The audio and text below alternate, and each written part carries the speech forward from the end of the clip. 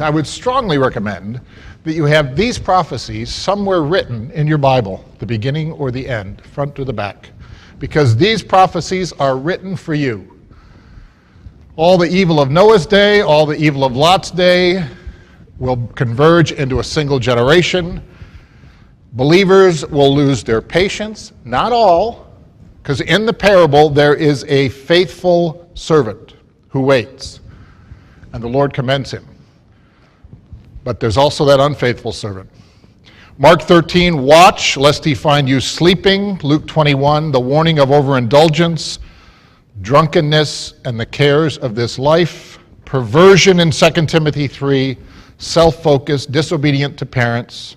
Scoffers in 2 Peter 3 who would rather walk after their own lusts. See, that's really probably what happened to the 15 people in that picture that are no longer in the truth. They're now walking after their own lusts, whatever they're doing, and they have given up on the truth. And lastly, in Revelation 16, where we ended yesterday, the danger of losing our garments of right living. So we covered this Monday, and you see how the warning of the Lord Jesus Christ and the warning of Paul and the warning of Peter and the warning of John, it's all the same warning. It's all painting the same picture. And God said this is going to be so dangerous for you that I'm not going to record it once. I'm not going to record it twice. I'm going to record it at least 10 times in the Bible. In the last days, times will be perilous. Times will be evil. Times will be wicked. Be warned, be careful that you don't lose your garments, because God is trying to save us. And you notice, God didn't say in the Bible that before all this wickedness happens, I'm going to take the believers and their children out of the picture so they are spared. God says, I'm going to leave the believers right in the world. And Jesus isn't going to return until after these conditions develop. So the faithful are going to have to learn to endure these conditions, which means Katie number 1 and Katie number 2 have a decision to make. And Abby has a decision to make, and Savannah has a decision to make, and Byron has a decision to make, and Lincoln has a decision to make, and Joseph has a decision, as does Benjamin. We all have a decision to make. How are we going to allow these conditions to impact our life? Because if the Jacob on my left or the Jacob on my right do not take a firm stand for the truth in their life, these conditions will overwhelm them. Same thing with Alana, same thing with Carolyn, same thing with Uncle Ken. We each have to learn of the danger of these conditions and be convicted in our heart that we will not allow these evil conditions to overcome us. That's what God is looking for. And it doesn't happen at baptism. If Benjamin does not make a commitment to holiness years before his baptism, then by the time he's of baptism age, it may be too late. So don't think that you can wait till you're baptized before you make a commitment to stay away from the evil. Because if you wait until then, you may never get baptized. And that's what happened to some of those 20 people in that photograph. So God is looking for you to make a commitment now to holiness. Give me 4 examples of people in the Bible who set their heart to seek God when they were very young. Number 1, now you are Natalie? Natalie. David set his heart. David? Samuel set his heart. 2 more. Katie? Who? Ruth? We don't know how young she was, but certainly by the time she was married to her husband, she had either learned the truth or she had embraced it shortly thereafter. So another good example, one more. Young person who set their heart to serve God and said, it doesn't matter what conditions I find myself, I am staying faithful to God regardless of what comes. Go ahead, Joseph. Benjamin, sorry. Who? Jesus. Excellent example. I should have excluded him. No, he's a good example. You have Daniel, you have Josiah, lots of different examples. So you're not too young to make a commitment to live a holy life. Jacob and Lindsay and Lincoln and Savannah and all the rest of us. If you don't, you're going to find yourself in trouble. So quickly, this is what we saw. There will be an explosion of evil. God is removed from the society. There's no fear of God. So you probably hear, if you go to a public school, people readily taking God's name in vain because they have no fear of God. And they use language that is totally inappropriate, but they have no fear of God. They talk about things they ought not to be talking about. They are involved in relationships. And in those relationships, they take those relationships to an area that they should never take prior to marriage because they have no fear of God. There's going to be an excessive focus on self. People will be lovers of themselves, lovers of money and pleasure. Society will be obsessed with sin. It will fill their minds and govern their conduct. Perilous times for believers. Difficult times to survive. Some believers will grow impatient, and as a result, they will stop waiting for Jesus' return. Belief in the creation and flood will cease. New forms of evil will continually be imagined. And I should say here, I hate to mention these things because I don't want you to go chasing them. But there is a cable company in the United States called HBO. Has anybody heard of it? They know about all these things. They have no fear of God. Back in the year 1999, they had a very popular program on TV called The Sopranos.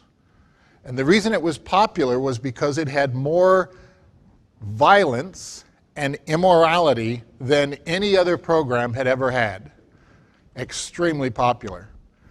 But as time goes on, a TV program can only last so many years, and they had to finally have the last episode. And they replaced it with a new series that became the most popular series on TV. And the name of that series? Game of Thrones. Most popular series, I think, in the US, maybe Canada, across in Europe, I don't know. Hugely popular. You know why it was so popular? Because it had more sex and more violence and more immorality than any television program ever had. And this 2-3 months ago, I didn't see the program, I only saw the article, that they had their final episode, and everybody had to come and watch this episode. But now it's gone. So guess what HBO has done? They're coming out with a new series. I'm not going to tell you the name because I don't want you to go search it out.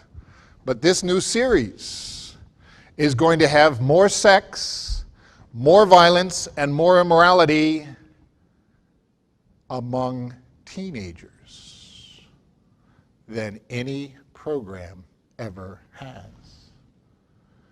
So as time goes on, they have to invent and create new forms of evil that are more degrading and more immoral because they're looking to attract more and more and more people. If they were to run reruns of their series called The Sopranos back in the 1990s, people wouldn't watch. If they were to run reruns of the Game of Thrones, people wouldn't watch. People want something new, something more evil, more sinful, more immoral. And the movie makers and the TV producers are following. So be careful, young people, what you are willing to expose yourself to. If we don't take a stand for holiness in our life, we end up being overcome by it. We've talked about homosexuality, marriage to unbelievers, women's physical beauty becoming a snare to young men in the truth, young people learning about evil at a very young age, people not being afraid to speak against God and blaspheme his name, society teaching children to disobey their parents. Violence and immorality will become commonplace, and so we have what I call the slippery slope Now, if you're not comfortable with math and graphs, don't get nervous. It doesn't get too complicated. We're not going to do any trig formulas, as Uncle Peter talked about yesterday. But this graph is depicting, if you can see, on the y-axis is godliness. On the x-axis is time. So as time goes on, and this red line depicts the level of godliness in society. What happens as time unfolds in society? Does the godliness of society go up, or does the godliness in society go down? And this is the Bible warning. So that in 1999, society was here in terms of the standards for television programs, for music, for radio programs, for movies, for video games. And there were certain laws in place in the United States and Canada. Fellas, I don't know about the United Kingdom. I suspect they had the same kinds of laws that said on television you can only show so much. But you see, then as time goes on, by the time we come to 2019, those standards have declined. And as a result, what also declines is the godliness in society. I'll show you in a couple minutes some proof of how this has happened. So this is what's happening in society at large. And again, you can apply this to the music industry, you can apply it to the movie industry, to the television industry, anything to do with entertainment. This is what is happening over time. And the danger for us is that God is asking us to live in this society. So the fact that you can turn on a radio or you can go to websites today, I'm not sure how many even have radios anymore. You can, click into the latest songs that are most popular, and you can hear the artists singing about violence, singing about fornication, singing about sexual immorality in ways they couldn't do 20 years ago. See, society wouldn't have let them. You look at the most popular songs today, the most popular television programs, the most popular movies, far, far, far greater amounts of sex and immorality and violence than 20 years ago. You see, that's Bible prophecy being fulfilled. Advertisers who are appealing to you, whether it's clothing, whatever it is, and there's far more sensuality, there's far greater emphasis on young ladies to expose greater portions of their body. That is Bible prophecy being fulfilled. You can turn on a television or go to the movies and see fornication among young people being glorified. That is Bible prophecy being fulfilled. You can click on pornographic pictures in your own home, on your own phone. That is Bible prophecy being fulfilled. And each of us needs to learn how to take a stand against these influences, because God is not going to spare us. So, you can use a graph to identify the decline in movies, music videos, dress, video games, television. You can also use this graph to depict the declining evil conditions that existed in Noah's day. Now, in his case, you'd have to stretch it out further than the 30 years or 40 years we have depicted. But over the life of Noah, he saw society generally degrade. And as a result, as every year passed, things got worse. So, here is a picture of one of the most popular television programs from the 1960s. It was called The Dick Van Dyke Show. And when they had a bedroom scene, this is the bedroom scene depicted in the 1960s. The standards of that day would not permit the husband and the wife on the television program to be in the same bed. Now, husband and wives in the 1960s didn't sleep in separate beds, but that's as much as the TV standards would permit. Contrast that with today. And what if a person wanted could view on television in terms of what happens in bedrooms. depicted on the screen. Here's a study from Harvard, the Harvard School of Public Health.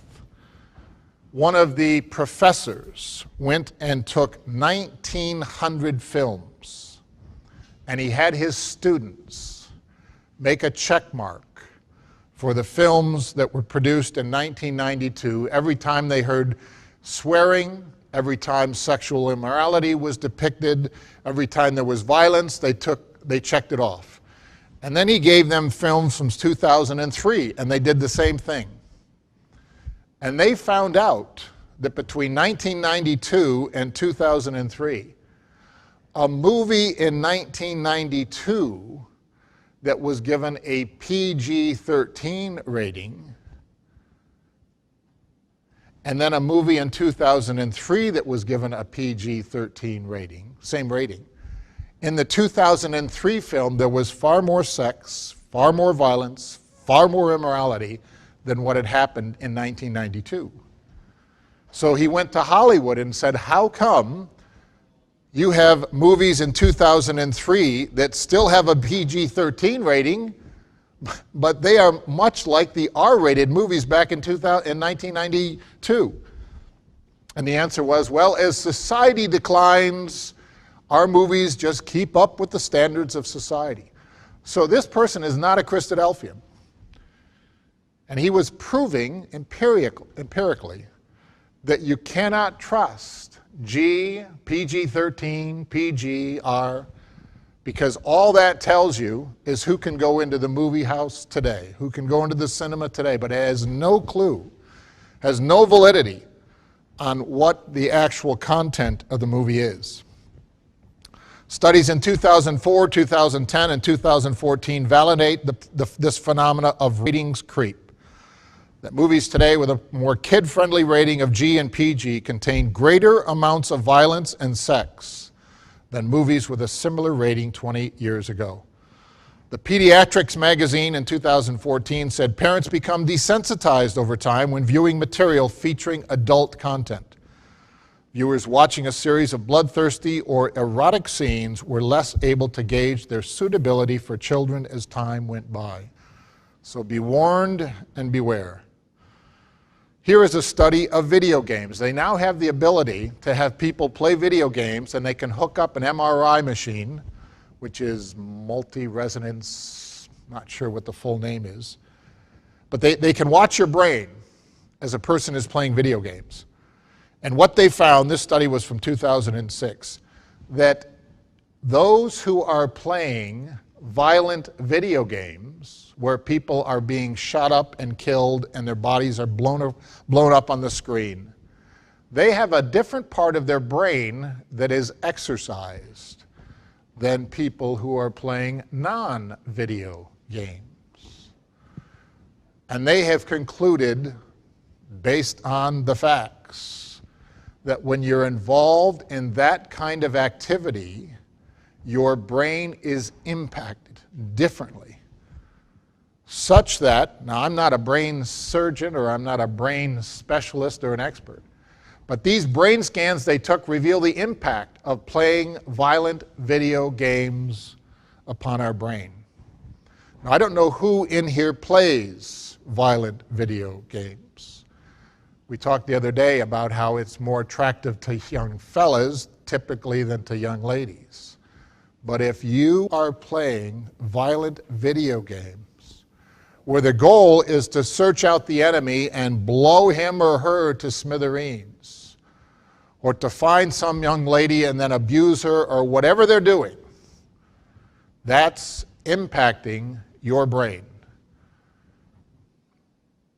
And again, if you're under 18, you probably only have access to a certain type of video game. And if you get comfortable playing video games at 15, 16, and 17, there is an entirely different market for people who are 27, 28, and 29 playing video games, because there are no standards once people become adults. So we need to beware and be warned. 2014 update, remember this study was from Cambridge, I believe. No, the next one coming up is from Cambridge. So Iowa State University in 2014 said children who repeatedly play violent video games are learning thought patterns that will stick with them and influence behaviors as they grow older. If you practice over and over and over again, you have that knowledge in your head. The fact that you haven't played the piano in years doesn't mean you can't still sit down and play something. This would be typical for adults. Gentiles said, now that's the person they interviewed. It's the same with violent games. You practice being vigilant for enemies, practice thinking that it's acceptable to respond aggressively to provocation, and practice becoming desensitized to the consequences of violence. Very dangerous. Remember what God said in the days of Noah, what were the two predominant conditions that existed in Genesis 6? Violence and immorality. And the video game industry is making money off of this. 2018, another study confirmed the link between violent video games and physical aggression. The study found violent video games do cause players to become more physically aggressive. An international study looking at more than 17,000 kids, ages 9 to 19, from 2010 to 2017, found playing violent video games led to increased violent aggression over time. Those who played violent games such as Grand Auto Theft, Call to Duty, and Manhunt were more likely to exhibit violent behavior and their own character. So if you're playing these games, fellas or ladies, they are impacting your brain, they are impacting your character. And you are placing yourself under the influence of society. Cambridge University. Now, I talked to your dad the other day about Cambridge. Did he live in Cambridge? Did he attend Cambridge? So Cambridge is a highly respected university in England. I don't know where it ranks, but it's up there probably with Harvard and with Yale and some of the finer universities that the United States has in England. I'm not saying they're just as good, but I'm just for comparison purposes. So the Cambridge people did a study on the addiction of viewing pornography. And they concluded that it affects a brain in the same way as alcoholism or drug abuse. And again, they used an MRI study. And they looked at, these are healthy volunteers and what their brain looks like. These are those who are given to compulsive viewing of pornography. And they can see where the human brain is impacted differently by people who are addicted to this type of viewing. It has an impact on their brain. So what science is telling us is it's vindicating God's warning in the Bible regarding sin. When we sin, this has a negative impact on how we think and how we act and how we make decisions. They now know it has a chemical impact on our brain, causing us to want to commit even more sin, because that's what happens. The brain develops this addiction and the body develops this addiction, and it wants more and more sin, just like alcoholism, just like smoking. Pornography has the same type of impact. Or drugs. God didn't create us automatically to reject sin. We have to make an individual decision to do that. If we choose sin, our brains will temporarily thrive on it, crave more, but eventually begin to deteriorate. Viewing pornography can be just as addictive and destructive as these other factors. And so both science and God warn us of the dangers of sin. Now we're going to talk about the dangers of a smartphone. Who would think a smartphone would be dangerous? Now, we're not up here to tell you to get rid of your smartphone. We just bought our first one a month ago. So they have to be used in a way that will not encourage wrong behavior, wrong thinking, wrong conduct on our part. But smartphones are competing with God. Because you see, for God to save us, God has to transform us. He has to take Hannah and make her into a new person. He has to take Uncle Ken and make him into a new person. He has to take Benjamin and make him into a new person. He has to take Lindsay and make her into a new person. A new person who thinks differently, who loves differently, who forgives differently, who treats other people differently, who talks differently. They don't just listen to their natural mind and do whatever the natural mind wants. But for God to save Jacob, he has to transform Jacob into a new person. And to transform us into a new person, he has to get his word into our minds. He cannot do it any other way. I can't show you a movie. I can't show you another book. I can't take you to a website. You can't look at a YouTube video. There's nothing else God can do to transform us other than to get the principles of this book into our hearts and minds. That's the only way the transformation process can happen. And it's a mammoth task on God's part to transfer Elena or KD1 or KD2 into new people. And that's the last time, ladies, I apologize. Last time I'll talk about KD1 and KD2. But you see, God has to change us. The only way he can change us is to get his word into our hearts. And if he can't do that, then he can't transform us. So Benjamin will be, or Jonathan will be, the very same person in 2024 as he is in 2019 if he doesn't allow God's word into his heart and mind. In the past 10 years, this effort by God to transform us has become much, much more difficult. Partly because what all these people have in common is they are now all developing an addiction to their smartphone. Whether they are texting, whether they are watching movies, they're watching television programs, listening to the internet, going on social media, whatever it is.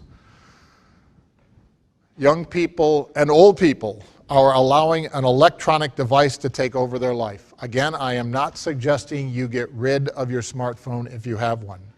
Just be very, very careful how much time you allow that device to eat up in your life. Because these devices make the transformation process very difficult. God isn't going to try to compete with a smartphone. He is not going to develop an app or a website or a YouTube video. He'll never send you a text. He will never send you an email. He won't set up a Facebook page. He won't have a Twitter account. So you will never be able to communicate with God through your smartphone.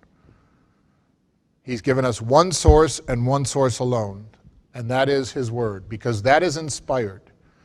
Those are his words that were written down by the authors of the Bible. If we want to get to know him, we must do so on his terms. If we're not willing to take the time to read the Bible, we can't expect to be in the kingdom. 15 of the 20 people in that picture stopped reading their Bible at some point. And 15 of the 20 people in the picture that Uncle Eric referred to will not be in the kingdom unless they make a change in their life. Unless we're willing to think and reflect and meditate upon his principles and how they should apply in our life, he can't change us. And if he can't change us, he can't save us. When we leave God's input out of our life, we make it impossible for him to save us. So we need to learn how to hold ourselves accountable to these devices. The danger, this is just some of them, there may be others. They can devour our time and rob God of the time we should spend with him. You know, people can spend a couple hours on social media and they feel real good afterwards because they've made contact with all their friends, but have not spent time with God. They make readily available a wide array of sin, and they encourage its pursuit. You know, you are always only ever one click away from sin when you're on the internet. One click away from sin. The kind of sin that can overwhelm us, the kind of sin that can lead us down a path that will take us away from the kingdom. Social media encourages the promotion of self. Remember what 2 Timothy 3 said? They won't be lovers of God, they will be lovers of three things. What were they? You got one, Jonathan? Money. David, another one? Themselves. And the third one, Jacob? Pleasures. So Timothy warned us, in the latter days, you watch, people are going to be lovers of themselves. And with this device, I can tell everybody, all my friends, everything about me. I can take pictures of what I'm doing, what I'm thinking of doing, all my friends, where I'm going, and encourage everybody to look at me. Look at me, look at me, look at me. I'm not saying we shouldn't have a Facebook page. I'm not saying that social media should be banned. We just need to make sure we're using it in a way that will be helpful. If Jesus was here today with his 12 disciples, would he use WhatsApp to stay in touch with them? I don't know. Effectively, you could. If you had 12 people that you were trying to do something in the truth with, and brethren and sisters use electronic devices to stay in touch with each other, family uses it to stay in touch with each other, so there are good uses. We just have to make sure that we are using these electronic devices for good use. So we've got a couple of guidelines before we text or before we post something on social media. Number one, is the focus on God or on myself? Would Jesus want me to communicate what I'm about to send? Will it be spiritually helpful or hurtful to others? Will this take people's minds to God or away from God? Will this help people get into the kingdom? And we need to think, is it true, helpful, imitating Christ? Is it necessary, and is it kind? And lastly, is it consistent with each of the commandments of Christ? And again, young people, you're going to have to hold yourself accountable to this, because your parents are not going to watch while you are texting. They may today, depending on your age, but you will get to the age soon where if you have a smartphone, you will be very independent of your parents, and you will be able to make your own decisions to use that device in any way you decide to use it. And you will be in a position to allow that device to influence your life in any way you decide. It's interesting that Apple uses the very symbol of a bitten fruit, which takes us back to Genesis 3 and the fall of Adam and Eve. Only in this case, it didn't result in the fall of man. This electronic device, if we're not careful, will actually place us outside the scope of God being able to save us. So quickly, between 30 years ago and today, homosexuality used to be illegal. When I was going to school, when Uncle Craig was going to school, it was illegal to be homosexual. Today it's promoted and defended. When I was in grade school, we used to open each day with a prayer. That is now illegal in the schools in Michigan. Evolution used to be considered illegal. Now it's promoted teaching. Fornication used to be considered immoral, and society promoted abstinence. Not anymore. Fornication is now expected, and the use of protection is what society encourages. So schools make available protection for young people. And just in the last couple of years, with all the sexting that takes place, if you're not familiar with that term, don't go search it out. But if you are familiar with that term, ladies, be very, very, very, very careful with whom you begin a relationship with a young man. Because the expectation of the young men in the world is now that you should be willing to share yourself with them in pictures. That's where society is going. That is not where we want to go. Remember that slope that's going downhill quickly. Be selective, be careful, be prudent. Look for young men who have a fear of God. Cohabitation used to be considered immoral. It is now expected. Anybody know who this is? I believe his name is Dumbledore, or is there an F on the end? Dumbledore. The reason I like to show his picture is in 1997, when the first book came out in the series on Harry Potter, Professor Dumbledore was featured in that book.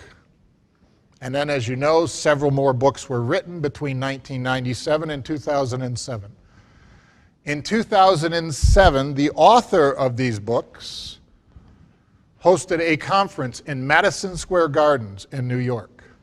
And 10,000 of her fans came to that meeting. And at that meeting, she announced that Mr. Dumbledore, Professor Dumbledore, actually is homosexual. And they gave her a standing ovation. She went on to admit that in 1997, she could not admit that he was homosexual because it would have cost her the sales of her books. So in 10 years, society had completely changed its perspective on this issue. And the Bible told us, you watch, time of the end, expect to see this degradation. And we'll leave it there. Thanks very much for your participation. I think I went over a minute again, so I now owe you 2 minutes.